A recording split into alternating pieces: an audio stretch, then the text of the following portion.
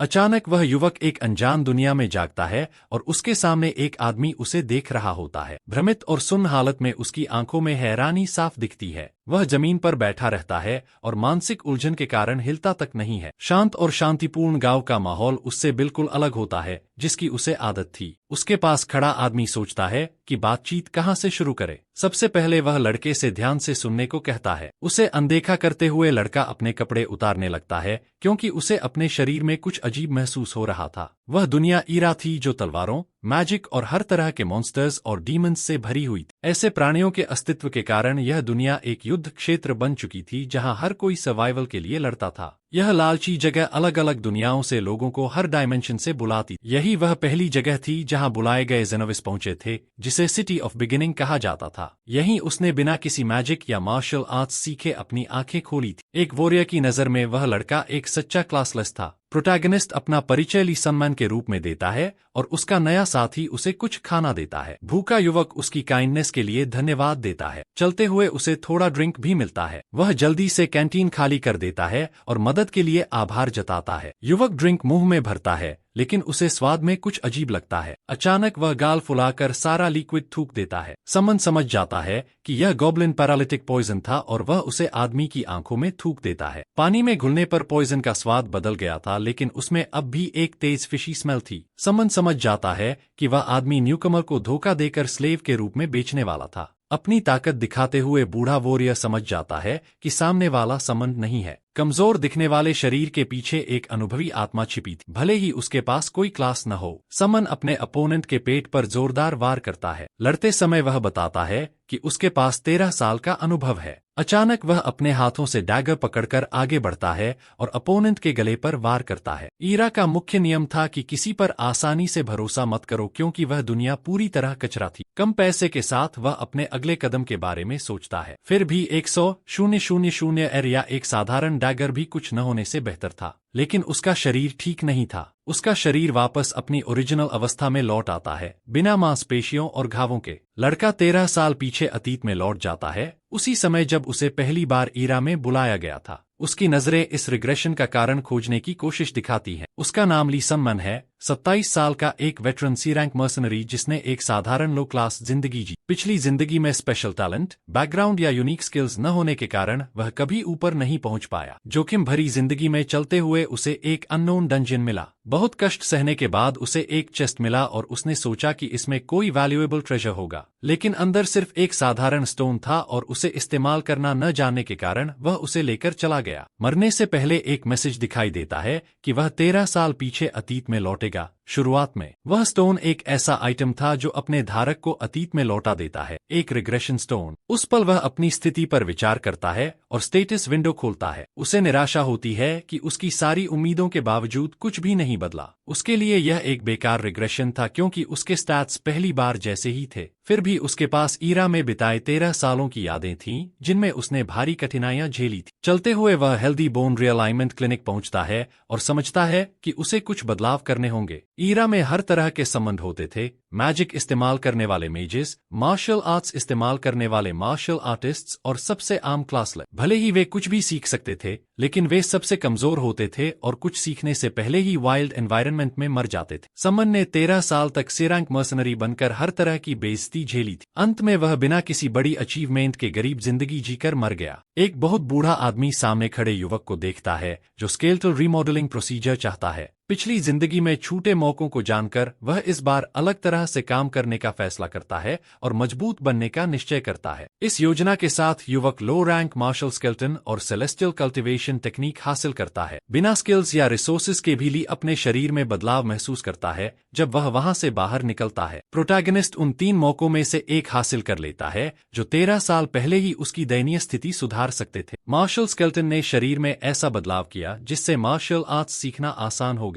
वह पहला इंसेंटिविस्ट था जिसने आर्टिफिशियल स्केलेटन बनाने वाले एक्यूपंक्चरिस्ट से यह प्रोसीजर कराया। स्केलेटल रीमॉडलिंग पाने की शर्त थी कि व्यक्ति क्लासलेस हो और उसने कोई स्किल न सीखी हो। अतीतकाली इसे नहीं पा सका क्योंकि वह पहले ही स्किल सीख चुका था, लेकिन नई जिंदगी में यह संभव था। डॉक्टर के जल्द मरने की जानकारी होने के कारण बहुत कम क्लासलेस को यह मौका मिल पाता। इसके अलावा उसने ट्रू सेलेस्टियल कल्टीवेशन टेक्निक भी हासिल की, जो इंटरनल एनर्जी जमा करने की टेक्निक है और कल्टीवेशन की बुनियाद है। युवक को सीनिस की छोटी लाइब्रेरी में छिपी फर्स्ट क्लास टेक्निक के बारे में पता था। ओनर को उस किताब की कीमत का अंदाजा नहीं था, इसलिए उसने उसे सस्ते में हासिल कर ली। पिछली जिंदगी में छूटे 3 मौकों में से उसने बुलाए जाने के एक ही दिन में 2 हासिल कर ली। तीसरा मौका 1 साल बाद खुलने वाले कोलिशियम के विनर को मिलने वाला प्राइज था। उसकी उम्मीदें ज्यादा नहीं थीं क्योंकि उसमें सिर्फ क्लासलेस ही हिस्सा ले सकते थे, इसलिए 1 साल के अंदर खुद को बेहतर बनाना पूरी तरह संभव था। अगला कदम रहने के लिए पर्याप्त पैसा कमाना था, इसलिए उसने मॉन्स्टर्स हंट करने का फैसला किया। थका हुआ वह आदमी सामने खड़े बच्चे पर ध्यान नहीं देता। कुछ लोग जमीन पर रखे आर्मर्स और आइटम्स को देखते हैं। चमकती आंखों से वह कहता है कि वह कुछ चीजें खरीदना चाहता है। वेंडर हैरान होकर पूछता है कि क्या लड़के के पास इतना पैसा है, क्योंकि उन सबके लिए कम से कम 300,000 एर चाहिए। आखिर में उसने क्रेडिट पर लेने की कोशिश की, लेकिन वह नाकाम रहा और उसे बाहर निकाल दिया गया। वेंडर प्रोटैगनिस्ट के दृढ़ निश्चय को देखता है। कुछ लोगों ने बदले के रूप में अपने कपड़े देने की पेशकश की, यह दावा करते हुए कि वे एक अत्यधिक विकसित आयाम के उच्च गुणवत्ता वाले वस्त्र हैं। उसने आदमी को मनाने की कोशिश की, लेकिन दुकानदार जोर से हंस पड़ा। समन को उसका भाव पसंद नहीं आया और उसे हल्की झुंझलाहट होने लगी। दुकानदार ने साफ कहा कि वह सिर्फ क्लासलेस होने के कारण सामान सस्ता नहीं बेचेगा। उसके लिए वह लड़का बिल्कुल बेशर्म था, यह कहते हुए कि उसे उसके गंदे कपड़ों की जरूरत नहीं है। समन ने सामान उधार पर लेने का फैसला किया। दुकानदार को उसका रवैया पसंद आया। एक छोटे लड़के के होते हुए भी वह हिम्मत से लड़ रहा था। अपने अनुभव से दुकानदार समझ गया कि यह लड़का इतनी जल्दी नहीं मरेगा और आगे चलकर उसका पक्का ग्राहक बनेगा। अपने बैटल गियर के साथ युवक ने काले जंगल की ओर देखा। भले ही उसने अपनी सारी पूंजी खर्च कर दी हो, आमो खरीदना सही फैसला था। दुकानदार से एहसान पाकर वह खुश था और सोचता है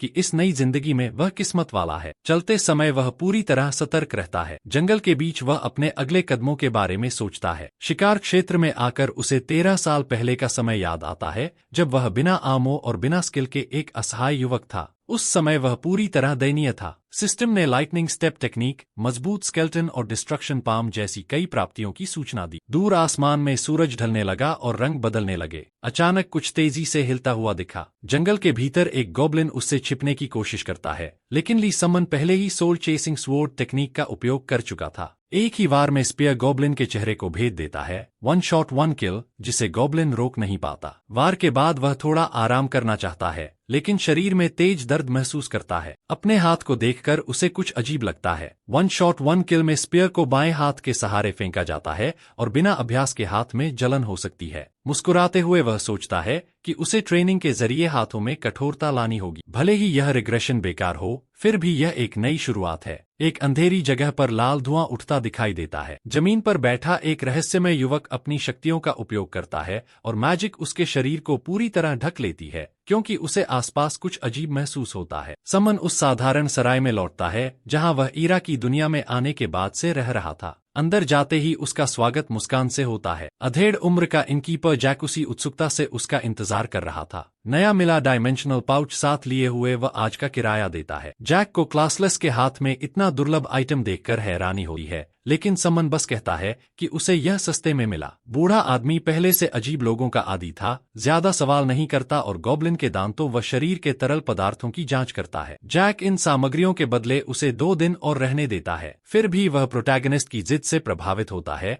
और उसे एक असाधारण प्रतिभा मानता है। एक ऐसा युवक जिसके पास कोई टैलेंट नहीं, फिर भी वह बिना स्किल और क्लास के सीनिस तक पहुंच गया। 2 हफ्तों बाद भी वह रोज शिकार करके जिंदा है और हमेशा कुछ न कुछ कीमती लेकर लौटता है। जैक कहता है कि कोई सामान्य क्लासलेस ऐसा नहीं कर सकता। इनकीपर का मानना है कि इस टैलेंट के साथ वह जीन जैसा बन सकता है। बातचीत से थककर युवक सीढ़ियां चढ़ते हुए कहता है कि उसे लंबे दिन के बाद आराम चाहिए। कमरे में पहुंचकर वह उन शब्दों पर सोचता है। वह बस एक जिद्दी लड़का था, बिना किसी टैलेंट का, सिर्फ एक सर्वाइवर। स्टेटस विंडो खोलकर वह नई टेक्निक्स देखता है। भले ही उसने शुरुआत से सब कुछ दोबारा शुरू किया हो, फिर भी उसके पास पिछली जिंदगी का ज्ञान और टेक्निक्स थी। वह जानता था कि याद के सहारे टेक्निक्स दोबारा इस्तेमाल की जा सकती हैं, लेकिन जो उसने सीखी थी वे सेकंड रेट थीं। उन मार्शल आर्ट्स से चाहे जितनी मेहनत करे, वह किसी से आगे नहीं निकल सकता था। उनमें से केवल सेलेस्टियल कल्टीवेशन टेक्निक ही एक उम्मीद की किरण थी। यह पूरी नहीं थी, लेकिन अगर इसे शक्तिशाली मार्शल आर्ट्स के साथ जोड़ा जाए तो यह उसे आगे ले जा सकती। उसी पल वह इस टेक्निक को बेहतर बनाने पर ध्यान देने का फैसला करता है। अगली सुबह बाहर जाने की तैयारी करते समय इनकीपर की बेटी लूला उसे रोकती है। चिंता से वह पूछती है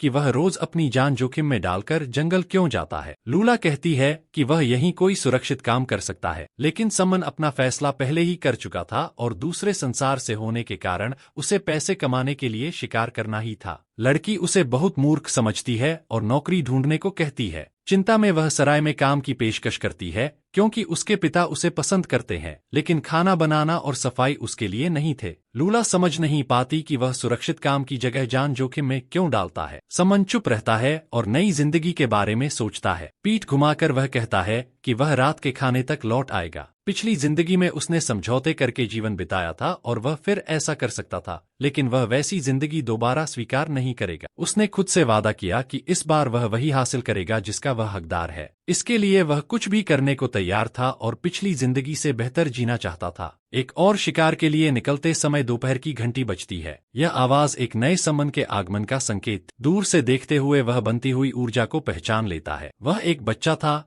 उम्र में समन के बराबर। उसकी तरह ही वह भी कमजोर दिखता है और ठगों के लिए आसान निशाना था। कुछ लोग उसी बोतल से उसे फुसलाने की कोशिश कर रहे थे जो पहले प्रोटैगनिस्ट के साथ इस्तेमाल हुई। एक पल के लिए वह सोचता है कि क्या उसे बच्चे की मदद करनी चाहिए, लेकिन वह इसमें पड़ना नहीं चाहता। जैसे ही वह मुड़ता है, वह बगल में खड़े किसी से टकरा जाता है। ऊपर देखकर वह आदमी कितना विशाल है यह देखता है। कुछ करने से पहले ही उसे जाल में फंसा लिया जाता है और उस पर एक बैंडिट की कॉलर बोन तोड़ने का आरोप लगाया जाता है। गुस्से में वह दानव जैसा आदमी उसके चेहरे पर मुक्का मारता है। युवक जमीन पर गिर जाता है और वार पर प्रतिक्रिया करने का मौका नहीं पाता। शोर सुनकर आसपास के लोग देखने लगते हैं। लोगों का ध्यान भटकाने के लिए हमलावर दावा करता है कि लड़के ने उसकी हड्डी तोड़ी है और इसलिए बदले में वही किया जाएगा। भ्रम में पड़े लोग पीठ फेर कर चले जाते हैं। दृढ़ निश्चय के साथ हायंग तय करता है कि वह बदले में लड़के की कॉलर बोन तोड़ेगा। गुस्से में युवक समझ जाता है कि ये सभी लोग एक ही गिरोह के हैं और सामने खड़ा बैंडिट एक थर्ड रेट मार्शल आर्टिस्ट है जिसे रिब और कॉलर बोन में फर्क तक नहीं पता। मार्शल आर्टिस्ट को उनके मार्शल आर्ट्स के लेवल से पहचाना जाता है और तीसरा स्तर मामूली मास्टरी से हासिल होता है। कुछ लोग तो अभी आगे बढ़े ही थे और तीसरे स्तर तक पहुंचे भी नहीं थे। उस लड़ाई को जीतने के लिए लड़के को मदद चाहिए थी, लेकिन उसे पता था कि सीनिस के लोग निर्दयी हैं और कोई मदद नहीं करेगा। जब उसे समझ आया कि बच्चे को स्लेव बनाकर बेच दिया जाएगा तो उसने बीच में दखल दिया और बच्चे से कहा कि पॉइजन मत पीना। बच्चा उलझन में था, लेकिन उसने बोतल मुंह तक नहीं लगाई। उसे यकीन था कि वह बच्चे की मदद करना चाहता है, जो मिरिम की लगने वाली कुछ कॉम्बैट टेक्निक्स जानता था। उसी पल सारा ड्रिंक जमीन पर गिर गया। उसके सामने खड़ा हायंग निम बोला कि यह लड़का अजीब शौक वाले नोबल्स के लिए बिल्कुल सही है। घुटना मोड़कर उसने लड़के पर वार करने की कोशिश की, लेकिन युवक ने तय कर लिया कि वह ऐसा होने नहीं देगा। उसने लाइटनिंग स्टेप टेक्निक का इस्तेमाल कर दुश्मन का सामना किया। उसका दूसरा वार strong exoskeleton steel break skill था, जिससे सामने वाला घबरा गया। एक ही वार में उसने हमलावर की पसली पर चोट की। दूर से उसके साथी लड़ आई देख रहे थे।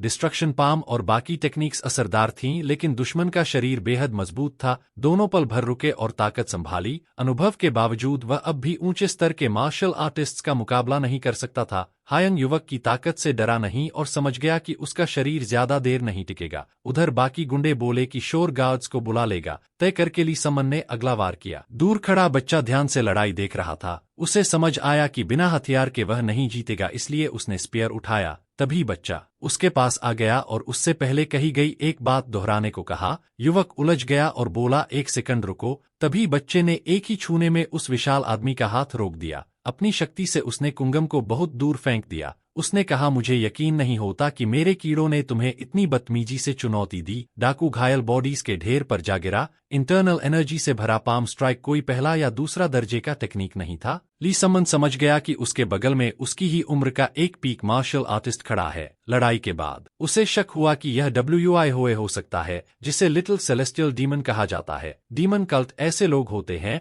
जो शक्ति की पूजा करते हैं। जो सबसे मजबूत होता है वही लीडर और सेलेस्टियल डीमन कहलाता है। है और उसके बेटे को यंग मास्टर कहा जाता है। समन किया गया वह बच्चा ही लिटिल सेलेस्टियल डीमन होयन था। वह प्राचीन युग से आया था और समन की ही उम्र का था, लेकिन दोनों के बीच बहुत बड़ा अंतर था। उसी पल युवक ने पहचान लिया कि यह वही है जिसने आर्य में नाम बनाया था। जानने के बावजूद विजी होयन ने खुद अपना परिचय दिया। दोनों कमरे में बात करने लगे। ओरली समन ने अपना नाम बताया। बच्चे ने बताया कि यूरा पूरी तरह अलग दुनिया है जहां डीमन कल्ट नहीं है। हंसते हुए वह मजे ले रहा था, लेकिन उसकी आंखों में हल्की चिंता थी। चौराहे की लड़ाई याद कर उसने पूछा कि तुम मुझ पर चिल्ला क्यों रहे थे। युवक ने कहा कि उसने गॉब्लिन पैरालिटिक पॉइजन वाला पानी पीने से रोका था, लेकिन लिटिल सेलेस्टियल डीमन को इतना साधारण तरीके से बात किया जाना पसंद नहीं आया। उसने झुककर माफी मांगी और कहा कि उसे नहीं पता था कि वह यंग मास्टर है। अंदर ही अंदरली समन यकीन नहीं कर पा रहा था कि वह 13 साल के बच्चे को झुककर सलाम कर रहा है। विजी होयन मुस्कराया और बोला कि उसने पहले मार्शल आर्ट्स का इस्तेमाल किया था, लेकिन उसकी टेक्निक्स बेकार हैं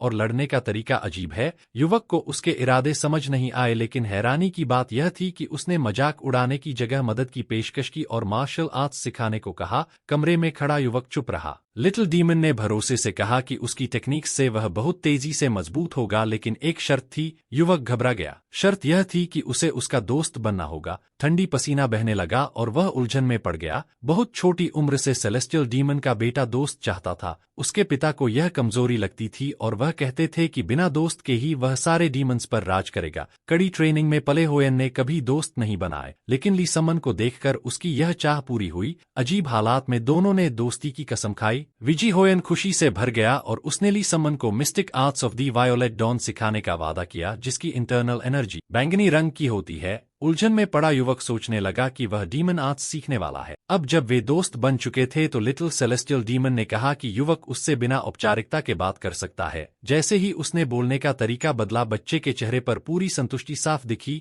डीमन आर्ट्स सिर्फ कल्ट लीडर के एयर ही सीख सकते थे, इसलिए वह बाकी टेक्निक्स सीखेगा। जंगल में चलते हुए युवक को एहसास हुआ कि काफी समय बीत चुका है, क्योंकि विजी होए ने उसे पूरे 1 महीने तक mystic arts of the violet dawn सिखाई थी। कई मॉन्स्टर्स को एक साथ हराने के बावजूद उसका लक्ष्य अभी भी और मजबूत बनना था। उसका मौजूदा स्तर दूसरे और तीसरे कैटेगरी के बीच था, जो उसकी पिछली जिंदगी से बेहतर था। तरक्की साफ दिख रही थी, लेकिन होए की आलोचनात्मक नजर उसकी कमियां लगातार दिखाती रहती थी, जिससे वह और आगे बढ़ता गया। जंगल के बीच वह अपनी जीत के स्पॉइल्स इकट्ठा करने के बारे में सोच ही रहा था कि अचानक पेड़ों के बीच एक विशाल जीव दिखाई दिया। एक डरावना मॉन्स्टर उसकी जान लेने को तैयार था और अगर वह समय पर नहीं बचता तो वह मर चुका होता। ध्यान से देखने पर उसे समझ आया कि वह एक भयानक ओआसी था। दाएं फिर बाएं देखने पर उसे एहसास हुआ कि जंगल में वह पूरी तरह अकेला है और उसे ओआसी से अकेले ही लड़ना होगा। स्पीयर से उसने क्रीचर के सीने पर वार किया और थोड़ी ही देर में उसके शरीर में छेद कर दिया। छलांग लगाकर वह आगे बढ़ा और समझ गया कि उसने लड़ाई जीती है। भरोसे से उसने सोचा कि इस मॉन्स्टर को मारना आसान था, लेकिन फिर उसे होए की चिढ़ाने वाली तुलना याद आ गई। फिर भी उसने ओआसी के अजीब दिखने पर ध्यान दिया, क्योंकि ये मॉन्स्टर आमतौर पर इस इलाके में नहीं रहते थे। तभी एक आवाज आई कि इतनी कम उम्र में वह पहले ही एक मजबूत वॉरियर है। अचानक एक आदमी सावधानी से उसके पास आया, जो व्यूहियन था, जिसे सेंट्रल डिस्ट्रिक्ट में ऑर्चिड डिस्ट्रॉइंग स्वॉर्ड के नाम से जाना जाता था।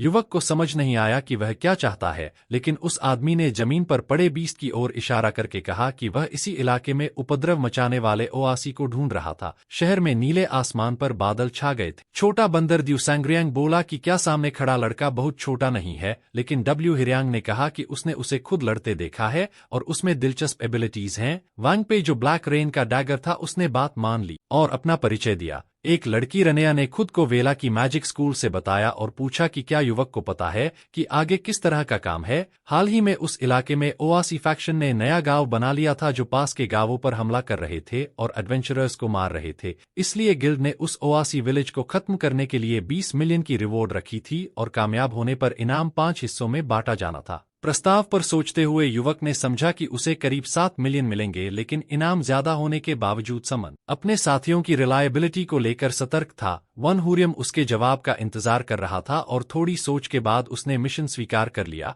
खुश होकर वॉरियर ने कहा कि उसके होने से सब आसान हो जाएगा। मेहमानवाजी के लिए आभारी होने के बावजूद समन के मन में शंकाएं थीं। उसने पूछा कि 2 बैठे हुए लोग कौन हैं, तो पता चला कि वे सिर्फ पैक म्यूल्स हैं, यानी बिना किसी क्लास के साधारण लोग। मर्म से आए नए सोल्जर को देखकर उन्होंने झुककर सलाम किया। उनका काम सामान उठाना था और बदले में उन्हें बचा हुआ पैसा मिलता था। लड़की से कुछ सिक्के लेकर सेब खरीदने के बाद रनेया चलते हुए फल खाने लगी। एडवेंचरर्स का समूह ओआसी विलेज के पास पहुंचा और अनुमान लगाया कि वहां करीब 50 दुश्मन होंगे, लेकिन उन्हें सिर्फ 30 से सामना होने की उम्मीद थी। ड्यूसैंग्रियांग ऑक्स की सुस्ती और बेवकूफी पर भरोसा कर रहा था और जल्दी खत्म कर रिवॉर्ड लेने की योजना बना रहा था। योजना यह थी कि समूह को 2 हिस्सों में बांटा जाए, जहां युवा वॉरियर अनुभवी स्वॉर्ड्समैन के साथ रहेगा और बाकी टीम दूसरे मोर्चे पर जाएगी। असली मकसद ऑक्स को गांव से बाहर लाकर अलग अलग करके खत्म करना था। रनेया वाइंड मैजिक से उनकी सेंट फैलाएगी, क्योंकि ऑक्स इलाके को लेकर बहुत संवेदनशील होते हैं। वे छिपकर घात लगाने का इंतजार करेंगे, जबकि मेज अपना अटैक स्पेल तैयार करेगी। छोटा वॉरियर और वाउंड सिग्नल जलाएंगे, जिससे बाकी ऑक्स बाहर आएंगे। यही अंतिम योजना थी, जो काफी सरल लग रही। समन को लगा कि छोटे समूह के लिए यह ठीक है, भले ही ट्रैप लगाना बेहतर होता। वन हीरो ने समझ लिया कि वे ओआसी टेरिटोरी के करीब पहुंच चुके हैं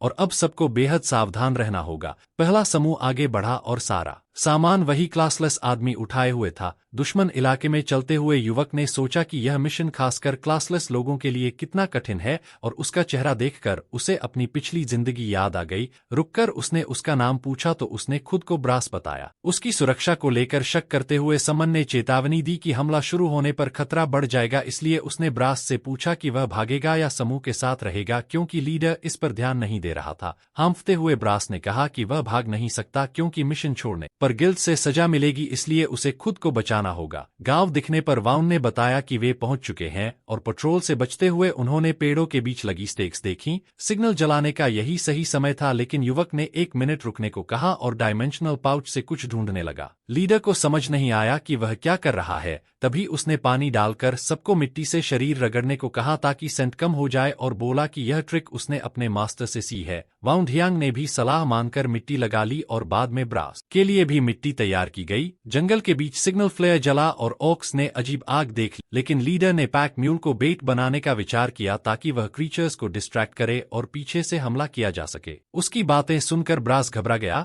वह आदमी बिल्कुल भी मरना नहीं चाहता था, लेकिन वाउंड ने उसे भरोसा दिलाया कि मिशन के दौरान वह सुरक्षित रहेगा। फिर भी उसने चेतावनी दी कि अगर उसने कहा हुआ नहीं किया तो शायद वह मर जाएगा। हालांकि यह लीडर की तरफ से सिर्फ एक मजाक था। इसी बीच दोनों आगे के खतरनाक सफर के अगले कदम का इंतजार करने लगे। युवा वॉरियर ने सबसे पहले आगे जाने की जिम्मेदारी ली और अपना साहस और दृढ़ निश्चय दिखाया। लड़के के इरादे को समझकर कमांडर ने उसकी बात मान ली। योजना काम करने लगी और 13 और गांव से बाहर निकले, जिन्हें बिना किसी बड़ी परेशानी के एक एक करके खत्म कर दिया गया। जंगल के बीच प्रोटैगनिस्ट ने स्पीयर के साथ अपनी पूरी स्किल दिखाई और सटीक वार करता रहा, जबकि और क्रीचर्स जंगल से निकलते जा रहे थे। लड़ते हुए उसने सोचा कि वह यह सब क्यों कर रहा है, लेकिन ध्यान वापस लाकर उसे समझ आया कि उसे क्लासलेस साथी की मदद करनी। यह साफ नहीं था कि यह सिर्फ सहानुभूति थी या कुछ और, लेकिन उसने उस आदमी को आने वाले खतरे से बचाने का फैसला किया। उनके बीच कोई सच्ची दोस्ती नहीं थी, वे दोस्त भी नहीं थे, बस दोनों की स्थिति एक जैसी थी, इसलिए एक पहचान सी बन गई थी। क्रीचर्स उसके अगले हमले का इंतजार कर रहे थे। उसने जो सीखा था उसे याद करते हुए हथियार के साथ हमला किया। मास्टर की कठोर आवाजें उसके दिमाग में गूंज रही थीं, लेकिन वॉरियर अपने मिशन पर डटा रहा। उसके ख्याल उसे उस समय में ले गए जब वुइजी होए ने उसे टेक्निक्स सिखाई थीं। मास्टर ने उसे स्पीयर चलाने का सही तरीका सिखाया था। वह दूर से वार करने की सीख मन ही मन दोहराने लगा। दृढ़ निश्चय के साथ उसने सोल चेसिंग स्पीयर टेक्निक का तीसरा रूप लाइक स्प्लिट स्ट्राइक इस्तेमाल किया और बाहर निकले कई ऑक्स को खत्म कर दिया। उसके साथ व्यूहियन भी बिना रुके मॉन्स्टर्स से लड़ रहा था। दूसरी ओर एक विशाल क्रीचर ब्रास की जान लेने को तैयार था। खुद को बचाने का तरीका न जानकर वह बस अपनी मौत का इंतजार कर रहा था। तभी युवा वॉरियर ने स्पीयर से ओआसी को भेद दिया और अपने साथी को बचा लिया। चेहरे पर हल्की मुस्कान के साथ वह क्लासलेस आदमी को बचाने पर खुश था। चारों तरफ युद्ध का दृश्य था और जमीन पर अनगिनत ऑक्स मरे पड़े थे। लीडर ने ऑक्स के कान काटते हुए मारे गए क्रीचर्स की गिनती की, क्योंकि कान हंट का सबूत होते थे और माना गया कि दूसरी टीम ने बाकी संभाल लिया होगा। उनने एक बोरी पैक म्यूल की तरफ फेंकी और क्लासलेस आदमी को सब कुछ इकट्ठा करने का आदेश दिया। अब उन्हें बाकी समूह से मिलना था। आभार से भरे चेहरे के साथ ब्रास ने उसकी मदद के लिए धन्यवाद कहा और जंगल में जाकर सामान लाने लगा। प्रोटैगनिस्ट ने उसकी पीठ पर झलकती कृतज्ञता देखी। उधर पूरा समूह तीनों के आने का इंतजार कर रहा था। शरीर पर मिट्टी लगी होने के बावजूद उनके चेहरे पर राहत और हल्का हास्य साफ था। योजना का पहला हिस्सा सफल रहा था। लीडर ने कहा कि छोटे वॉरियर की वजह से सब कुछ जल्दी खत्म हो गया, लेकिन असली परेशानी अब शुरू होने वाली। अचानक किसी ने समूह की ओर कुछ फेंका। एक डैगर सीधे रनेया के सीने में लगा। लड़की को समझ ही नहीं आया कि यह कैसे हुआ। मेज अपने ही साथियों पर हमला कर रही। खतरा समझते ही वॉरियर्स ने हथियार संभाल ली। युवा वॉरियर ने स्पीयर से दुश्मन को आगे बढ़ने से रोका। तभी उसे अपनी पिछली जिंदगी की एक याद आई। एक बड़ा बोरा उठाए वह कुछ सिक्के लेने जा रहा था और पास ही बहुत से लोग इकट्ठा थे। वहां एक एग्जीक्यूशन हो रही थी जो उसके लिए नई थी। आरोपी मर्म का एक मर्सनरी था जिसने रिवॉर्ड के लिए अपने सभी साथियों को मार दिया था लेकिन पकड़ा गया। युवा समन ने ध्यान से उस आदमी का सिर लकड़ी पर टंगा देखा। वापस वर्तमान में आकर उसने पहचान लिया कि आरोपी वही आदमी था जो उसके सामने खड़ा था। प्रोटैगनिस्ट की तेज रिएक्शन देख वुहिर ने उसकी तारीफ की लेकिन लड़का सब जानता था क्योंकि उसने यह एग्जीक्यूशन दूसरी जिंदगी में देखी। भले ही 13 साल पहले हुआ हो लेकिन वह उसकी पहली एग्जीक्यूशन की याद आज भी रखता था। लीडर ने कहा कि ऑक्स से लड़ते समय उसके स्किल्स उसकी उम्र के हिसाब से काफी अच्छे हैं। दूसरे कैटेगरी के मार्शल आर्टिस्ट ने उसे चुनौती दी और कहा कि वह अब भी उससे कमजोर है। मुश्किल लड़ाई जानते हुए भी समन पीछे नहीं हटा। लेवल का फर्क होने के बावजूद लड़के ने बेहतर स्किल और मूवमेंट रीडिंग दिखाई। उसने हमलों को पहले ही भांप लिया और स्पीयर की रीच का सही इस्तेमाल किया। मूवमेंट्स का फ्लो देखते हुए उसने अपोनेंट को चोट पहुंचाई। पिछली जिंदगी के अनुभव और होए की ट्रेनिंग के साथ वह एक मजबूत प्रतिद्वंदी बन चुका था। पास से देखकर वन हिरंग भी उसकी एबिलिटीज से प्रभावित हुआ लेकिन वह जानता था कि लड़का ज्यादा देर टिक नहीं पाएगा। मगर असली चाल यह थी कि लड़के ने लीडर को पॉइजन कर दिया था। जिस मद पर वह लेटा था उसमें थोड़ा पॉइजन मिलाकर उसने जान लिया था कि सीधे शरीर में न जाने पर यह जानलेवा नहीं होगा लेकिन ताकत और संतुलन कमजोर करने के लिए काफी था। अब वुहिर नुकसान में था और उसे नई स्ट्रैटेजी सोचनी थी। तेजी से वह साइड में कूदा और ली समन ने समझ लिया कि उसने बड़ा जोखिम लिया है। हाथ कांपते हुए दुश्मन ने कैरियर को हॉस्टेज बनाने की कोशिश की। कमांडर ने ऐलान किया कि वह एक ही वार में उस आदमी को मार देगा। घबराकर लड़का समझ नहीं पा रहा था कि इस स्थिति से कैसे निकले लेकिन डब्ल्यूएन हियांग को यकीन था कि कैरियर वही कमजोरी है जिससे लड़का जुड़ चुका है। वहीं खड़ा लड़का हिल नहीं पाया। घबराहट के बावजूद वॉरियर पीछे नहीं हटा। इतने साल मर्सनरी रहते हुए उसने सिर्फ इसलिए ब्रास की मदद की थी क्योंकि उसे अपनी पिछली जिंदगी याद आ गई थी। उसकी आंखों में गुस्सा और क्रोध साफ दिख रहा था। दूसरी ओर वाउंड को पॉइजन अपने शरीर में फैलता महसूस हो रहा था और वह अंदर ही अंदर भावनाओं, थकान और दुविधा से लड़ रहा था लेकिन उसे हकीकत में रहना था। वह जानता था कि इस हालत में वह जीत नहीं सकता और उसे ताकत बचानी हो। अगर वह चूक गया तो खुद को दुश्मन के हवाले कर देगा और ब्रास मर जाएगा। लेकिन सबकी उम्मीद के खिलाफ ब्रास ने खुद कदम उठाया। एक वार में उसने लीडर के घुटनों को मोड़ने की कोशिश की ताकि उसका संतुलन बिगड़ जाए। लड़के ने क्लासलेस आदमी का साहस देखा जो असंभव करने की कोशिश कर रहा था। वुहिर के शरीर को पकड़कर उसने अपने पूरे वजन का इस्तेमाल किया लेकिन फिर भी अपोनेंट ने चाकू से उसे घोंप दिया। जब वह चीखा तो आदमी के चेहरे पर संतुष्टि साफ दिखाई दे रही थी। थोड़ी ही देर में युवा योद्धा उसके पास पहुंच चुका था। दुश्मन घबरा गया और अपनी जान की भीख मांगने लगा लेकिन उसे तुरंत मार दिया गया। दूसरी ओर बंदर ने कड़ी लड़ाई के बाद जादूगर वांग पाई को हरा दिया। खतरा खत्म हो चुका था लेकिन कीमत बहुत भारी। ब्रास मर चुका था। ली सुमन दोनों के ऊपर खड़ा रहा और उसका भाला दुश्मन के शरीर को भेदे हुए था। वुहांग और वांग पी की मौत के बाद उनके शवों को भाड़े के सैनिकों की गिल्ड में ले जाया गया और वहां से 35 मिलियन का इनाम मिला। विश्वफोयाम यह देखकर खुश हुआ कि योद्धा सुरक्षित लौट आया। जिज्ञासावश उसने देर से लौटने का कारण पूछा क्योंकि वह काफी देर कर चुका था। थका हुआ नायक अपने बिस्तर पर गिर पड़ा और थोड़ी देर आराम करना चाहता था लेकिन ब्रास की मौत उसके मन पर भारी पड़ रही थी क्योंकि अगर उसके पास थोड़ी और ताकत होती तो वह लड़के को बचा सकता था। अपने ठिकाने पर लौटकर उसने अपने किए हुए फैसलों पर विचार किया और खुद को गंदा और कलुषित किया जैसे उसने ऐसे फैसले किए हों जिन्हें वह दोबारा नहीं करना चाहता। वुई होएन ने उससे पूछा कि क्या उसने किसी इंसान को मारा है क्योंकि उसे उसके शरीर से इंसानी खून की गंध आ रही थी। ली सुमन ने उस दूसरे दर्जे के मार्शल आर्टिस्ट के बारे में बताया जो उसे मारने की कोशिश कर रहा था और उसे मजबूर होकर पलटवार करना पड़ा। फिर भी छोटा दानव महसूस कर रहा था कि उसका साथी कुछ छिपा रहा है। असल में उसे जो सताता था वह सवाल था जो बोला नहीं गया था। वह आखिर क्या छिपा रहा है। यह सुनकर लड़का खड़ा हो गया और उसे खुद भी नहीं पता था कि वह क्या छिपा रहा है। उसे अपने दोस्त के अविश्वास का एहसास हुआ। जिज्ञासावश उसने पूछा कि क्या यह अजीब है कि उसके जैसे किसी ने दूसरे दर्जे के मार्शल आर्टिस्ट को हरा दिया लेकिन वुई ने बात टाल दी। उसकी आंखों में देखकर उसने जान लिया कि यह व्यक्ति खास है। उईजी वोयान शहर में घूम रहा था और उस दुनिया को समझने की कोशिश कर रहा था। रास्ते में उसने बहुत कुछ देखा और वर्गहीन लोगों की हालत के बारे में जाना। उनमें से ज्यादातर बेहद दयनीय हालत में थे और उन्हें ढंग का खाना भी नहीं मिलता था। यह समझना आसान था कि इंसान कीड़े मार सकता है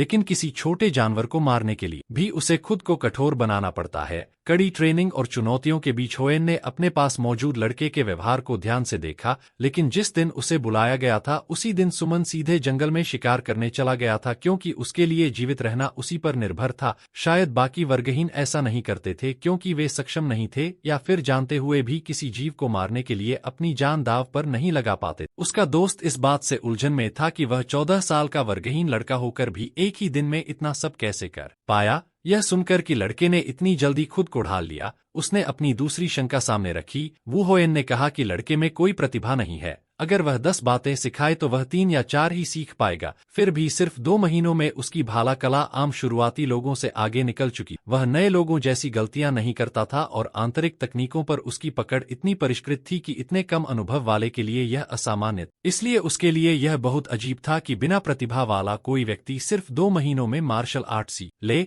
वर्षों के अनुभव से निखरी होएन की अंतर्ज्ञान लगातार कह रही थी कि उस शांत चेहरे के पीछे कुछ और छिपा है। नायक को इस तरह की बातचीत समझ में नहीं आ रही। इन सबके सामने होया ने एक जोखिम भरा फैसला लिया और कहा कि उसे झूठ पसंद नहीं है। कमरे में दोनों चुप रहे। ली सुमन ने कहा कि हर किसी के कुछ राज होते हैं जिन्हें वे अपने पास रखना चाहते हैं, और उन्हें उजागर करने की कोशिश करना एक दोस्त के लिए सही रवैया नहीं है। सामने खड़ा बच्चा समझ नहीं पाया कि क्या जवाब दे। उसने बस इतना कहा कि उसके पास भी एक राज है, जैसे सबके पास होते हैं। राजों का आदान प्रदान करने की कोशिश में उसने कहा कि वह अपना राज बताएगा, लेकिन सुमन को इसमें दिलचस्पी नहीं थी। फिर भी उसने उसे एक शीर्ष मार्शल तकनीक देकर मनाने की कोशिश, लेकिन बिना प्रतिभा और बहुत कम आंतरिक ऊर्जा के कारण वह जानता था कि वह उसे इस्तेमाल नहीं कर पाएगा। उलझन में बच्चा समझ नहीं पा रहा था कि अपने साथी को कैसे मनाए। आखिरकार उसने कहा कि वह अपनी 20% आंतरिक ऊर्जा दे देगा। यह सुनकर नायक पूरी तरह चौंक गया। अंदर ही अंदर वह बच्चा बस यह जानना चाहता था कि उसके राज का सच क्या है। एकमात्र दोस्त होने के नाते वह उसके बारे में सब कुछ जानना चाहता था। उसकी आंखों में देखते हुए उसने कहा कि उसके लिए दोस्ती की यही परिभाषा है। बिस्तर पर बैठे हुए सुमन ने होएन से एक वादा करने को कहा कि अगर वह अपना राज बताए तो बच्चा उसे मार नहीं सकता, लेकिन वही अपने दोस्त को मार ही नहीं सकता था। अपने बाल खोलते हुए उसने कहा कि असल में वह लड़की है। इस खुलासे से नायक स्तब्ध रह गया, क्योंकि यह बिल्कुल अप्रत्याशित था। उसने बताया कि उसके पिता चाहते थे कि यह बात संप्रदाय से छुपी रहे और इसी वजह से उसे लड़के की तरह रहना पड़ा। यह सच्चाई इतनी बड़ी थी कि नायक चुप रह गया। उस दुनिया में आने के बाद भी उसने यह भेष बनाए रखा, क्योंकि वह बहुत लंबे समय से ऐसे ही जी रही। यही वह सच था जिसे उसने सबसे छुपाया था, लेकिन अब उसने उस पर भरोसा किया। अपने विचारों को संभालते हुए सुमन ने कहा कि अब उन्हें अलग कमरे लेने होंगे। खुलासों की भारी हवा के बीच नायक को लगा कि उसे भी ईमानदार होना चाहिए। थोड़ी हिम्मत जुटाकर उसने अपना राज बताने का फैसला किया। गहरी सांस लेकर उसने कहा कि वह एक पुनर्जन्मी है। वुई की आंखें फैल गईं, लेकिन लड़की को इस बात पर यकीन नहीं हुआ, क्योंकि वह इसका मतलब भी नहीं जानती थी। उसने समझाया कि वह मर चुका था, समय में पीछे लौट आया और अब अपने साथ पिछली जिंदगी की यादें और ज्ञान लेकर चल रहा है। अब उसकी क्षमताएं समझ में आने लगीं। भले ही यह मानना मुश्किल था, लेकिन उस दुनिया में सब कुछ संभव था। जिज्ञासावश लड़की ने पूछा कि यह सुनने के बाद उसे मारने का कोई कारण क्यों होगा। भले ही वह 14 साल के शरीर में फंसा था, लेकिन उसका मन 27 साल के इंसान का था। फिर भी उसे अपनी उम्र, पहचान और कहानी के बारे में झूठ बोलने का बुरा लगा, लेकिन होएन के लिए इसका कोई मतलब नहीं था। वही थी जिसने उसके करीब आने का फैसला किया, वही थी जिसने उसे मार्शल आर्ट सिखाने को कहा, और वही थी जिसने दोस्ती की पेशकश की। इनमें से कुछ भी धोखा नहीं था, क्योंकि उसने सिर्फ वही माना जो वह खुद चाहती। इसलिए उसके पास अपने दोस्त को मारने या दोस्ती खत्म करने का कोई कारण नहीं था। 2 महीनों में जो समय उन्होंने साथ बिताया था, उसमें उसने उसे एक दोस्त के रूप में देखा था, और किसी राज के सामने आने से यह नहीं बदलेगा। आखिरकार उसके लिए दोस्ती का यही मतलब था। भावनाएं उसके चेहरे पर उभर आईं और उसने इस रिश्ते के लिए सच्चे दिल से उसका धन्यवाद किया। उनका बंधन अब असली और मजबूत बन चुका था, जो भरोसे और आपसी सम्मान पर टिका था। हल्के मन से उसने उसे छेड़ा भी कि एक अतिरिक्त जिंदगी होने के बावजूद उसका मौजूदा स्तर अभी भी कम है। इसके अलावा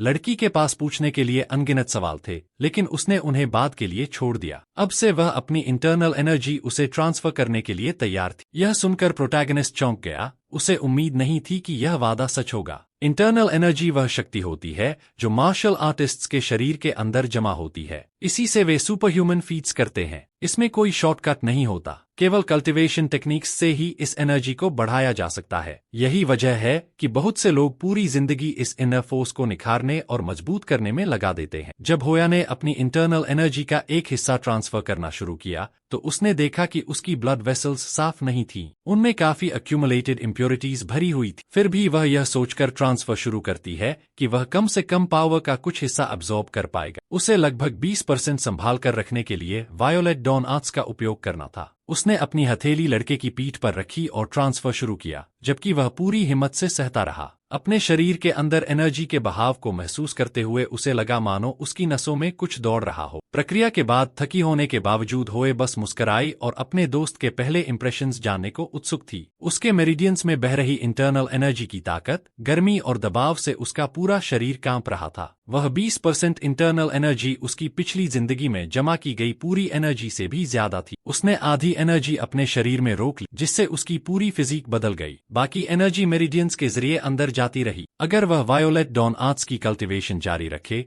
तो यह शक्ति पूरी तरह उसकी अपनी बन जाएगी। प्रक्रिया के बाद होयन बिस्तर पर ढह गई और उसे थोड़ी देर आराम की जरूरत पड़ी। उसके पास बैठा लड़का उसके इरादों को समझने की कोशिश करता रहा। जिज्ञासा से उसने पूछा कि विजी होयन उसके लिए इतना सब क्यों कर रही है। चेहरे पर मुस्कान लिए लड़की ने कहा कि क्योंकि वह उसका दोस्त है। जो कुछ भी वह किसी के लिए करती है वह दोस्ती से, अपनी मर्जी से, अपनी संतुष्टि के लिए करती है, किसी ऑब्लिगेशन से नहीं। आराम करते हुए वह खुद भी इस बात पर सोचती रही। होयम ने एक और मार्शल आर्ट सिखाने का फैसला किया। स्पीयर किंग द्वारा उपयोग की जाने वाली 9 हेवंस की सुप्रीम स्पीयर टेक्निक। अपनी सीमाएं जानते हुए भी वह उसे पूरी तरह सिखाने को तैयार थी। वह हमेशा कहती थी कि उसके सारे काम उसकी अपनी संतुष्टि के लिए हैं। आखिरकार वह 13 सालों में उसका पहला दोस्त था और वह नहीं चाहती थी कि वह पिछली जिंदगी की तरह बेकार में मर जाए। लड़की की इस संवेदनशीलता से प्रोटैगनिस्ट का दिल भर आया। अचानक उसने उसका चेहरा पकड़ा और कहा कि उसे अपने दोस्तों के सामने सिर नहीं झुकाना चाहिए। उसके चोट लगे चेहरे को छूते हुए उसे यकीन नहीं हो रहा था कि उसने घूंसा खाया है। अचानक उसने उसे खींचकर अपने करीब कर लिया और मुस्कुराते हुए कहा कि वह कुछ और मजेदार चाहती है। बीते समय की बातें साझा करते हुए दोनों के बीच का बॉन्ड और गहरा हो गया। वह जानना चाहती थी कि पिछली जिंदगी में वह कैसी थी। लड़के ने बताया कि उसने बस अफवाहें सुनी थीं कि ईरा के शिखर पर वह जबरदस्त ताकत से राज करती। समन होने के 1 महीने के भीतर ही उसने शहर छोड़ दिया था और उसके बाद पूरे 3 साल तक वह गायब रही। यह सोचकर उसने अंदाजा लगाया कि उन 3 सालों में उसने बहुत यात्राएं की होंगी। वह हमेशा फ्रीडम चाहती थी और कल्ट में रहने का मतलब था लीडर की सीमाओं के भीतर आजादी। इसी वजह से वह उस दुनिया में समन होने और एक दोस्त बनाने से बहुत खुश थी। आखिर में उसने बताया कि वह 1 महीने में वहां से निकलना चाहती है। सपनों में खोई हुई वह दुनिया और उसकी सारी फ्रीडम को महसूस करना चाहती थी। सुप्रीम टेक्निक सिखाने के बाद वह पिछली जिंदगी की तरह यात्रा पर निकलने वाली। अब वह जानना चाहती थी कि उसका दोस्त इस जिंदगी को कैसे जीना चाहता है। ये सवाल सुनकर उसे खुद भी ठीक से जवाब नहीं सूझा। पिछली जिंदगी और उसके सारे दुख याद करके वह नहीं चाहता था कि वह सब दोहराया जाए। पिछली जिंदगी की तुलना में वह बस एक बेहतर जिंदगी चाहता था। लड़की के लिए यह जवाब थोड़ा अस्पष्ट था। उसने तय किया कि वह ली समन का लक्ष्य जरूर जानना चाहती है। बिस्तर पर सिर टिकाकर उसने कहा कि उसे अभी कुछ भी पक्का नहीं पता, लेकिन जब उसे कभी अपना लक्ष्य मिल जाएगा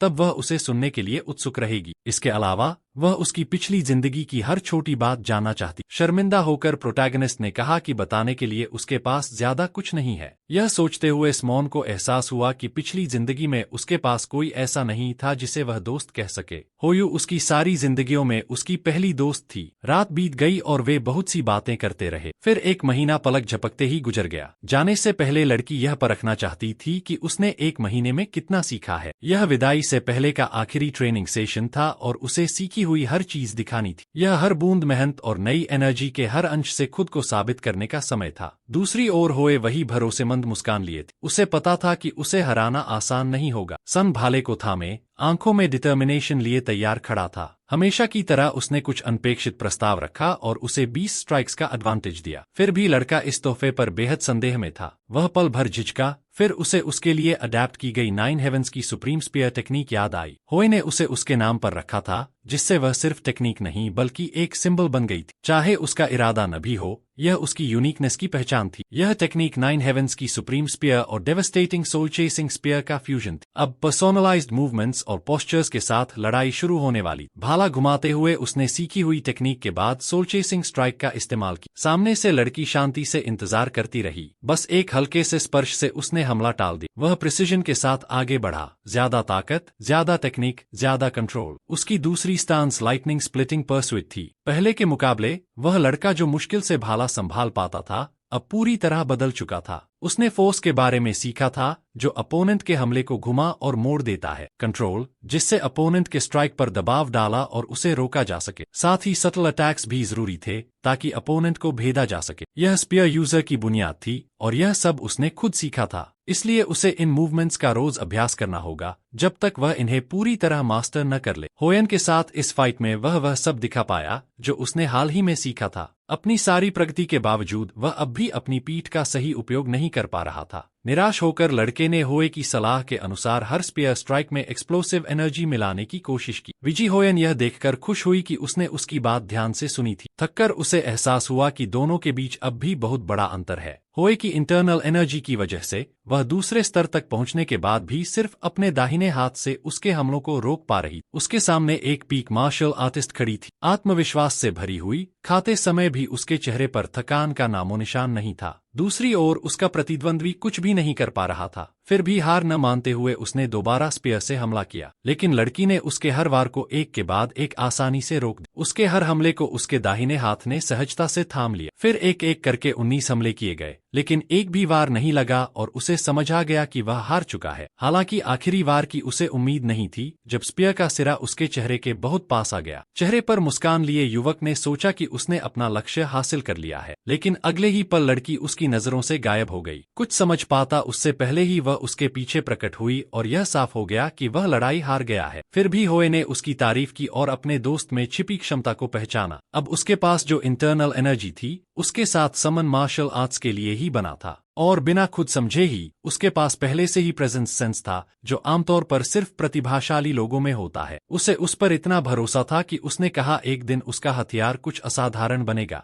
लड़की 10 साल आगे की ओर देखकर भविष्य की संभावना बता रही। वह लड़ाई उसके लिए बेहद आसान थी, फिर भी वह अपने दोस्त की स्किल्स से संतुष्ट थी क्योंकि उसने सिखाई गई चीजों से कहीं ज्यादा दिखाया था। इसलिए वे 10 साल बाद फिर मिलेंगे। 1 महीने पहले उसने उससे जीवन का लक्ष्य पूछा था, लेकिन वह अब भी निश्चित नहीं था। ऐसे में उसे ही अपना अंतिम लक्ष्य बना लेना चाहिए। इंसान को लक्ष्य चाहिए, वरना जीवन बस भटकता रह जाता है। एक चुनौती के रूप में उसने चाहा कि वह 10 साल बाद इतना मजबूत होकर लौटे कि उसे हरा सके, लेकिन समन हिचकिचाया और कहा कि वह कभी उसके जैसा नहीं बन पाएगा। उसके पास टैलेंट नहीं है। अपनी दोस्त के विपरीत जो जीनियस थी और जिसने कई एलिक्सर्स लिए थे, दोनों की शुरुआत अलग अलग थी, इसलिए तुलना संभव नहीं थी। वह अपनी पिछली जिंदगी के उस पुराने हीन भाव से घिरने लगा। होए ने अपनी झुंझलाहट छिपाई नहीं और कहा कि उसे यह बात बिल्कुल पसंद नहीं है। पिछली जिंदगी का यह इन्फीरियोरिटी कॉम्प्लेक्स अच्छी चीज नहीं है। अचानक प्रोटैगनिस्ट की आंखों में गुस्सा भर आया। उसके पास कुछ भी नहीं था और उसे ईरा में खाली हाथ बिना टैलेंट के बुलाया गया था। उसने कीचड़ में स्वर से लड़ते हुए जान जोखिम में डाली थी, नीची जिंदगी जी थी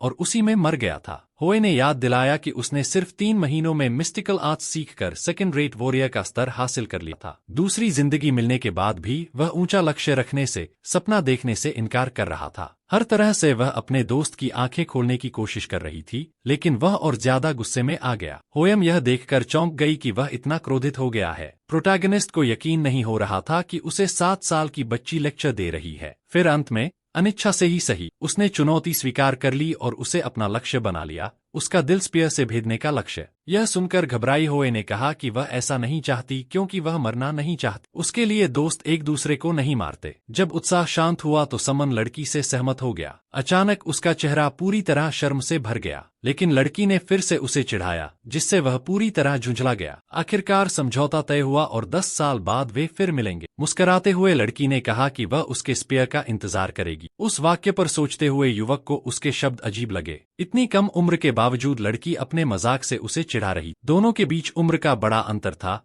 लेकिन वह बस इस स्थिति से खेल रही। पास आते हुए लड़की ने योद्धा को डराने की कोशिश की। दृढ़ होकर उसने कहा कि 10 साल बाद वह इतनी बड़ी हो जाएगी कि उसे कुछ कहने का मौका भी नहीं मिलेगा। समन ने 3 लक्ष्य तय किए: जीवित रहना, अपनी यादों से मिलने वाले हर मौके को पकड़ना। कंधे पर सामान का बोझ उठाए लड़की ने सच्चे मन से विदा ली। स्मैन ने कहा कि वे 10 साल बाद फिर मिलेंगे और वह उस दिन का बेसब्री से इंतजार करेगा। इसके अलावा उसका आखिरी लेकिन सबसे महत्वपूर्ण लक्ष्य यह था कि उस दिन तक वह जिंदा रहे। एक वादे के रूप में उसने होयो से कहा कि वह जीवित रहेगा, क्योंकि अब उसके पास जीने के लिए कुछ और कोई है। दोनों दोस्त कुछ समय के लिए अलग अलग रास्तों पर चल पड़े। सीनिस में ली समन ने 3 महत्वपूर्ण चीजें हासिल की: martial skeleton, true celestial cultivation technique और तीसरी क्लासलेस टूर्नामेंट। इस टूर्नामेंट में सिर्फ क्लासलेस लोग ही भाग ले सकते थे। होए के जाने के 10 महीने बाद सीनिस में टूर्नामेंट का अगला संस्करण हुआ। उस समय तक ली समन की मार्शल आर्ट्स फर्स्ट ग्रेड स्तर तक पहुंच चुकी, जिससे टूर्नामेंट जीतना आसान हो गया। इनाम में उसे एक सीक्रेट एनर्जी एलिक्सर मिली जो इंटरनल एनर्जी बढ़ाने में सक्षम थी। उसने बिना झिझक वही एलिक्सर पी ली, लेकिन होए से मिली एनर्जी के मुकाबले वह एलिक्सर ज्यादा खास नहीं लगी। इसके साथ ही उसे लगा कि उसने सेनवीज में जो हासिल किया जा सकता था वह सब हासिल कर लिया है, अब बस निकलना बाकी था। रास्ते में उसकी मुलाकात स्ट्रीट वेंडर हंस से हुई। उस आदमी ने उसे जीत की बधाई दी और पूछा कि वह क्या खरीदना चाहता है, लेकिन असल में वह विदाई थी, क्योंकि लड़का शहर छोड़ रहा था। स्थिति समझते हुए हंस ने गर्व और उदासी मिली मुस्कान दी। क्लासलेस लड़के को शुरुआत से जानने वाला यह आदमी समझता था कि वह अब खास बन चुका है। उसे पूरा यकीन था कि प्रोटैगनिस्ट शहर के बाहर भी अच्छा करेगा और लंबे समय तक जीवित रहेगा। जाने से पहले उसने उसे कुछ दिया। वह एक सेकेंड हैंड डायमेंशनल बैग थी, जिसकी कैपेसिटी उसकी पुरानी बैग से 50% ज्यादा थी। यह देखकर वह हैरान रह गया कि वेंडर इतनी कीमती चीज क्यों दे रहा है। हंस ने बस इतना कहा कि जब कोई उपहार देता है तो उसे स्वीकार कर लेना चाहिए, और वैसे भी रीसेल में इसकी ज्यादा कीमत नहीं मिलेगी। यह विदाई का तोहफा था, और जब वह मशहूर हो जाएगा तो 100 गुना लौटा कर दे सकता है। वह चाहता था कि लोग जाने कि उसकी यात्रा की शुरुआत में उसे एक साधारण स्ट्रीट वेंडर का बहुत कर्ज था। आंखों में कृतज्ञता लिए समन ने उसका धन्यवाद किया। जाने से पहले वह उस इन में लौटा जहां वह ठहरा हुआ था। वहां उसे इनकीपर की बेटी लूला दिखी, जो वहीं काम करती थी। उसने तुरंत समझ लिया कि लड़का जा रहा है। यह अंदाजा लगाना मुश्किल नहीं था, क्योंकि उसने कमरा जरूरत से ज्यादा सलीके से छोड़ दिया था। लड़के से बात करते हुए उसने कहा कि एक कर्मचारी के रूप में उसका काम ही कमरों को साफ रखना है। प्रोटैगनिस्ट को एहसास हुआ कि उसने इनमें बिताए हर पल के लिए वह कितना आभारी है। लड़की जानती थी कि शहर में बुलाए गए हर व्यक्ति को एक न एक दिन यहाँ से जाना ही पड़ता है, और वह इसकी आदी हो चुकी। जब उसने सुना कि उसे जाना है तो उसके चेहरे पर हल्की उदासी झलक आई। वह यकीन नहीं करना चाहती थी कि कोई इतनी अचानक जा रहा है। जाने से पहले उसने कहा कि वह चाहता है कि वह किसी अनजान जगह पर बहुत बुरी मौत मरे। गुस्से में वह जमीन पर पैर पटकती हुई चली गई। इनकीपर जैक और उसके पिता ने अपनी बेटी का गुस्सा देखा। दोनों आदमी हैरान रह गए, यह सोचकर कि औरतें कितनी अनप्रेडिक्टेबल होती हैं। जैक ने अपनी बेटी के लिए माफी मांगी और कहा कि वह अभी बहुत छोटी है, लेकिन प्रोटैगनिस्ट इस बात से बिल्कुल विचलित नहीं हुआ, क्योंकि उसके अंदर काफी परिपक्वता थी। उस आदमी ने उसे एक पुराना क्लोक दिया जो उसने अपनी जवानी में इस्तेमाल किया था। उस क्लोक में टेम्परेचर रिटेंशन मैजिक और स्वॉर्ड मैजिक थी, जिससे वह साधारण दिखने के बावजूद बहुत उपयोगी था। समन ने एक बार फिर उसका धन्यवाद किया और जैक ने सलाह दी कि क्लोक थोड़ा बड़ा है, इसलिए उसे एडजस्ट करा लेना। आखिर में उसने कहा कि वह इनमें ठहरने वाला अब तक का सबसे अच्छा क्लासलेस इंसान था। भावुक होकर आंखों में आंसू लिए उसने लड़के से बाहर सावधान रहने को कहा। क्लोक पहनकर लड़का इनसे निकल गया, लेकिन कुछ कदम चलने के बाद उसे पीछे से आवाजें सुनाई दी। विदाई के उस पल में लूला किसी का नाम चिल्लाती हुई उसकी तरफ दौड़ रही। मुड़कर देखने पर उसने लड़की को अपने पीछे खड़ा पाया। थकी हुई, हांफती हुई वह उससे कुछ कहना चाहती थी। थोड़ा संभलने के बाद उसने सिर झुकाकर कहा कि उसने पहले जो कहा था वह वापस लेती है, जब उसने उसकी मौत की कामना की। उसके चेहरे से आंसू बहते हुए उसने कहा कि वह चाहती है कि वह लंबी उम्र जिए और मरे नहीं। सलमान यह देखकर हैरान था कि लड़की सिर्फ यह कहने के लिए इतनी दूर दौड़कर आई थी। दिल से लूला चाहती थी कि वह लंबे समय तक जिए। उसने यह भी कहा कि जब वह थक जाए तो वापस इसी शहर में लौट आए। उसकी बातों के लिए धन्यवाद देते हुए उसने लड़की की तरफ मुस्कुराकर देखा और उसकी अच्छाई की सराहना की। जाने से पहले उसने कबूल किया कि एक समय के बाद वह उसे अलग नजर से देखने लगी। उसे ठीक से समझ नहीं आता था कि क्यों नहीं वह उस एहसास को समझ पाई थी, लेकिन उसे लगा कि वह उसे पसंद करने लगी है। यह कहने के बाद दोनों चुप हो गए। तब प्रोटैगनिस्ट ने कहा कि उसे यह बात पहले से समझ में आ गई थी। लूला की चिंता देखकर उसने कहा कि वह मरेगा नहीं, इसलिए वह शांत रहे, और फिर दोनों ने अलविदा कहा। अलग होने का एहसास होते ही लड़की फूट फूट कर रोने लगी। पिछली जिंदगी में समन को जेनिस से निकलने में 3 साल लगे थे, लेकिन इस जिंदगी में सिर्फ 1 साल। अगर पहले उसे उस जगह की कोई अच्छी याद नहीं थी, तो इस बार वह कीमती यादें लेकर जा रहा था। पीछे मुड़कर देखते हुए उसने सोचा कि क्या वह फिर कभी ईरा लौट पाएगा। उन्हीं यादों के साथ वह निकल पड़ा अपने साथ यह एक वादा लेकर कि वह कभी नहीं मरेगा। ली समन बहुत कम उम्र में माउंट मर्सी पहुंच गया। उसका अगला कदम किसी प्रोहिबिशन को चुनना था, क्योंकि जिंदा रहने के लिए यह जरूरी था। उसे याद आया कि होयन ने पूछा था कि वे फिर कहाँ मिलेंगे, यह मानते हुए कि उसे इस दुनिया का भूगोल ठीक से नहीं पता। कुछ सोचकर उसने तय किया कि वे बिहाइंड में मिलेंगे। वादे वाले दिन तक अभी 9 साल बाकी थे, लेकिन अब सवाल अलग था, उसे जाना कहाँ चाहिए। उसे सीधे बहर जाने की जल्दी नहीं थी। वह फिर से मर्सनरी बन सकता था, लेकिन इसका मतलब वही पुरानी जिंदगी जीना होता। इस बार वह चीजें अलग तरह से करना चाहता था। उसे सच में मजबूत बनने के लिए समय चाहिए था। तभी उसे माउंट मर्सी ईरा के ट्रायल्स और ट्रिब्यूलेशंस के गॉड का ख्याल आया। कहा जाता था कि उस गॉड के क्षेत्र में ट्रेनिंग एफिशिएंसी सैकड़ों गुना बढ़ जाती है। इसके अलावा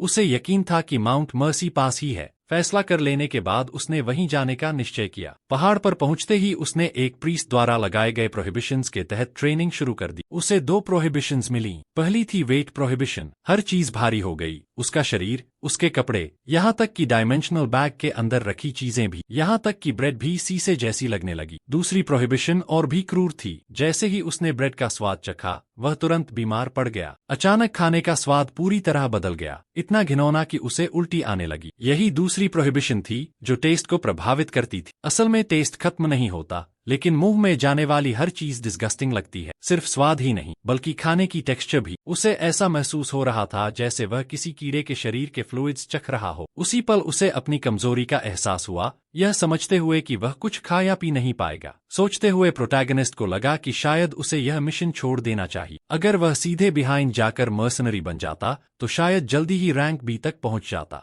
यह उसकी पिछली जिंदगी से तो बेहतर ही होता। लेकिन उसके दिमाग में बार बार विजी होयन का ख्याल आ रहा था। लड़की को याद करते हुए उसने खुद को ब्रेड का वह टुकड़ा खाने के लिए मजबूर किया। उसके मुंह में हर तरह का सबसे खराब स्वाद भर गया। फिर भी उसने बीच में हार नहीं मानी। मर्सी को उस भयानक प्रोहिबिशन के लिए कोसते हुए भी उसने तय किया कि वह कोशिश करता रहेगा। उसके पास ही गॉडेस ने उसके कान में फुसफुसाया, उसे एक ढीठ इंसान मानते हुए। अचानक योद्धा ने अपने शरीर में एनर्जी का प्रवाह महसूस किया। मुड़कर देखने पर उसे कोई नजर नहीं आया और उसने सोचा कि शायद यह कोई इल्यूजन है। 1 हफ्ता बीत गया और उस दौरान मौसम और भी निर्दयी होता गया। फिर भी वह शिकार करने की कोशिश कर सकता था और उसने सामने एक हिरण देखा। अपनी रिंग पकड़कर वह छिप गया और सही मौके का इंतजार करने लगा। अचानक वह छिपने की जगह से बाहर निकला और जानवर पर झपट पड़ा। लेकिन पास आने पर वह हिरण इतना प्यारा लगा कि वह उसे मार नहीं पाया। जड़ होकर वह वहीं खड़ा रह गया। हिरण उछलकर दूर भाग गया, अपनी जान बचने पर मानो आभारी हो। ली समन की यात्रा दिन ब दिन और कठिन होती जा रही। प्रोटैगनिस्ट को नहीं पता था कि वह पहाड़ पर और कितनी देर टिक पाएगा। थककर उसने अपना स्पेयर नीचे रखा और अपनी मौजूदा जिंदगी के बारे में सोचा।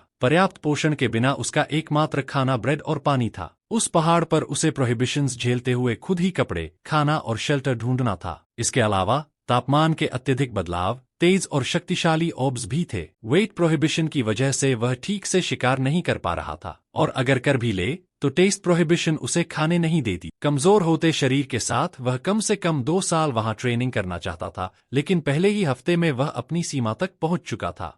जब वह सोच में डूबा हुआ था, तभी उसने एक अजीब सी उपस्थिति को अपनी ओर आते हुए महसूस किया। फिर कुछ अप्रत्याशित हुआ। उसके सामने एक महिला प्रकट हुई। वह चेहरा उसे पहचान में नहीं आया, इसलिए वह जानना चाहता था कि वह कौन है। उस पर्वत पर एक प्रोहिबिशन थी जो साधकों को एक दूसरे को नुकसान पहुंचाने से रोकती थी, इसलिए शायद वह खतरे में नहीं था। लेकिन उस महिला पर एक ऐसी प्रोहिबिशन लगी थी जो उसे बोलने से रोकती थी। वह केवल इशारों से ही संवाद कर सकती। सून युन ने जल्दी ही समझ लिया कि वह महिला वॉइस प्रोहिबिशन से ग्रस्त थी। अचानक वही हिरन जिसे उसने पहले देखा था, उसके सामने मृत अवस्था में पड़ा दिखाई दी। महिला ने एक लकड़ी उठाई और जमीन पर उस क्षेत्र की ऑफिशियल लैंग्वेज में कुछ लिखने लगी। वह कई दिनों से उसे देख रही थी और जानती थी कि अगर यही चलता रहा तो वह जल्द ही मर जाएगा, इसलिए वह उसकी मदद करने आई। मदद के लिए आभार होने के बावजूद वह थोड़ा संदेह में था और जानना चाहता था कि बदले में वह क्या चाहती है। लेकिन उस महिला को किसी भी तरह का प्रतिदान नहीं चाहिए था, जिससे स्पष्ट हुआ कि वह सच में एक दयालु इंसान थी। वह महिला, जो अचानक कहीं से आई थी, ने उसकी पूरी मदद की। उसने खुद को एक भली इंसान बताया और जब जब वह मुसीबत में पड़ा वह फिर से प्रकट हो जाती। एक दिन उसने उसका नाम जानना चाहा और उसके उत्तर से वह चौंक गया। उसे यह जानकर गहरा झटका लगा कि वह बाकोगो थी, एक पौराणिक व्यक्तित्व जिसे वह अपने पिछले जीवन से जानता था। उसे बाकोगो द लाइटनिंग के नाम से जाना जाता था, जो अपनी असाधारण गति के लिए प्रसिद्ध थी, बिजली जितनी तेज। लेकिन असली झटका किसी भविष्य की प्रसिद्ध हस्ती से मिलना नहीं था। वह जानता था कि भविष्य में 8 साल बाद उसकी हत्या हो जाएगी और उसे मारने वाला होगा विजिहोएन, लिटिल सेलेस्टियल डेमन। माउंट वर्सी पर साधकों को हर 6 महीने में कठोर प्रोहिबिशंस दी जाती थीं और वे एक दूसरे को नुकसान नहीं पहुंचा सकते थे। कुछ लोग बाकोगो की मृत्यु के रहस्य को समझने की कोशिश कर रहे थे, यह सोचते हुए कि कहीं यह किसी डंजन के अंदर हुई घटना तो नहीं थी। उसके पास खड़ी महिला उसके विचारों को ध्यान से देख रही। अचानक वह लड़का चौंक गया जब महिला ने अपनी उंगलियों से सीधे पत्थर पर कुछ लिखना शुरू किया। वह उसकी हालत पर नजर रख रही थी और चिंतित थी, यह सोचकर कि शायद वह फिर से भूखा है। मार्शल आर्ट्स में उच्च स्तर होने के बावजूद उसकी प्रोहिबिशन उसे साउंड ट्रांसमिशन का उपयोग करके संवाद करने से भी रोकती थी। उलझन में